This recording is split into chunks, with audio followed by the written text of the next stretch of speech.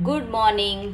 सारस्वत लोकांच्या घरी जेव्हा मासे बदलतात तेव्हा त्याचे कालवणही बदलते आणि पूर्वजांपासून जी प्रथा चालत आली आहे ती आम्ही तंतोतंत पाळतो. आज आमच्याकडे बनत आहे नॉर्थ कॅनरा सारस्वत लोकांचं अल पियावा किंवा आल्या कांदे. यात आपण नगली, मुडदुशी किंवा काणे, पापलेट, शतक आणि मोतियाळी असे प्रकार वापरू शकतो. प्रथम मी नगलीला मीठ हळद लावून घेतली. त्याच्यानंतर एक मोठा कांदा बारीक चिरून, 4 बारीक केलेल्या मिरच्या आणि 1 इंच आलं किसून त्यात मीठ घालून छान एकजीव करून ठेवून दिले. मग हे बाजूला ठेवून देऊन मी एका कढईमध्ये 2 चमचे धणे आणि 3 ते 4 बेडगी मिरची छानशी भाजून आता ती मिक्सरमध्ये वाटायला घेत आहे. त्यासोबत लिंबाएवढी चिंच, 1 वाटीभर खोबरं आणि अगदी थोडंसं पाणी आणि मीठ असं घालून मी एका वेळेला थोडं थोडं पाणी घालून खोबरं अगदी गंध होईस तोपर्यंत मी वाटत राहीन.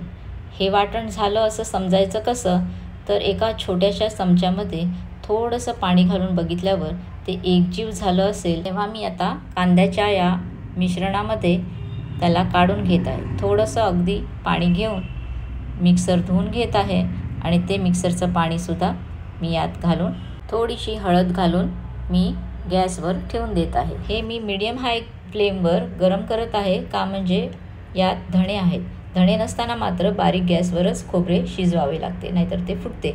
आता मी थोडेसे पाणी ॲडजस्ट करून ह्याला चांगली उकळी आणून दिली आहे आणि कांदे छान शिजल्यावर यात मी मॅरिनेट केलेली नगली घातली आहे आणि करी एकसारखी त्यावर कवर करून मग त्यावर 2 चमचे खोबरेल तेल घालून करी एकसारखी करून मग खायला तयार आहे नगलीची अल पियावा. अल म्हणजे आल्याचं शॉर्ट फॉर्म आहे आणि पियावा म्हणजे कांदा.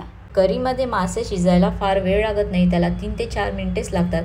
त्यावर शिजलेले मासे करीमध्ये मोडून जातात, म्हणून त्यापेक्षा जास्ती करी कधी शिजवू नये. आणि म्हणूनच करीची कन्सिस्टन्सी आपण मासे घालायच्या आधीच ॲडजस्ट करू शकतो. ती जाड झाली असल्यास पाणी घालून आणि पातळ झाली असल्यास त्यात तांदळाचे पीठ घालून आपण ॲडजस्ट करू शकतो. तर आता मी माझं पान वाढून घेत आहे. फरसबीची तुरीची डाळ घातलेली भाजी, ज्याची रेसिपी मी तुम्हाला नेक्स्ट व्हिडिओमध्ये दाखवीन. कोकमाची कढी, ज्याची रेसिपी मी तुम्हाला दाखवलेली आहे. नगलीची अल पियावा करी आणि भात. चला तर मग आता पटापटा करायला घ्या आणि मग मला कळवा. आणि अशाच रंगीत कॉम्बिनेशनच्या जेवणासाठी माझ्या चॅनेलला नक्की लाईक करून, शेअर करून, सबस्क्राईब जरूर करा. तर पुढचा व्हिडिओ येईस तोपर्यंत कीप कुकिंग.